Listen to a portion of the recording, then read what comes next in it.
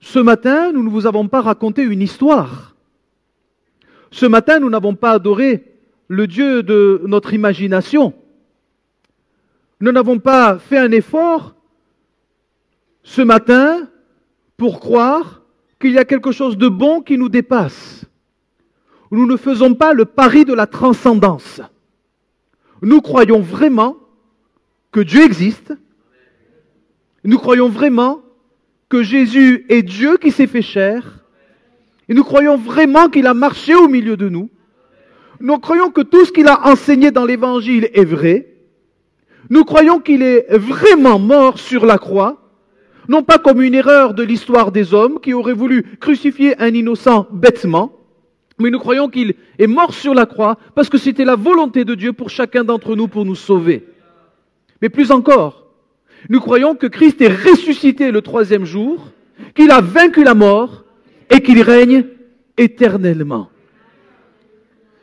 Nous passons peut-être pour des doux rêveurs, mais laissez-nous vous annoncer que Christ est réel, que Dieu est vrai et que son évangile est digne d'être cru.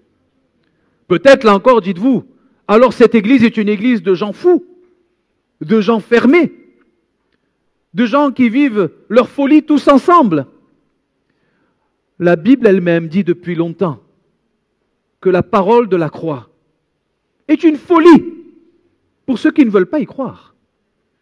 Mais pour ceux qui croient en cette parole de la croix, c'est une sagesse de Dieu. C'est la puissance de Dieu qui s'est manifestée pour chacun d'entre nous. Laissez-moi vous annoncer ce matin que Christ est vraiment venu pour vraiment nous sauver. Nous avons une parole dans la première épître de Timothée, au chapitre 1, verset 15. Je vais citer quelques textes comme ça, ne vous étonnez pas des références, c'est parce que la Bible est composée de plusieurs petits livres qui sont collés les uns aux autres, qui donnent ce gros livre, qui est la Bible. Et dans 1 Timothée 1,15, vous le voyez à l'écran si vous n'avez pas de Bible avec vous, il est écrit, et c'est l'apôtre Paul qui parle, c'est une parole certaine et entièrement digne d'être reçue, que Jésus-Christ est venu dans le monde pour sauver les pécheurs, dont je suis le premier. Nous voyons Paul, l'apôtre, vous savez, celui qui ne croyait pas en Jésus, celui qui croyait en Dieu, oui, à sa manière, mais qui ne croyait pas que Jésus était le Messie, le Fils de Dieu. L'apôtre Paul, avant d'être cet apôtre Paul, était même un persécuteur de l'Église. Non seulement il ne croyait pas en Jésus, mais il détestait tous ceux qui croyaient en Jésus.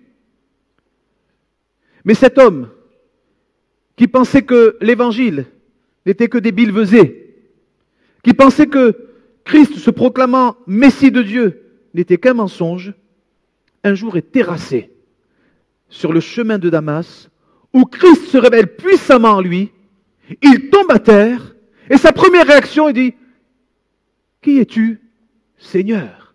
Et la réponse est, « Je suis Jésus que tu persécutes. » L'apôtre Paul, à partir de cette expérience extrêmement intense et profonde, devient cet homme qui va ouvrir des églises dans tout le bassin méditerranéen, dans le Moyen-Orient.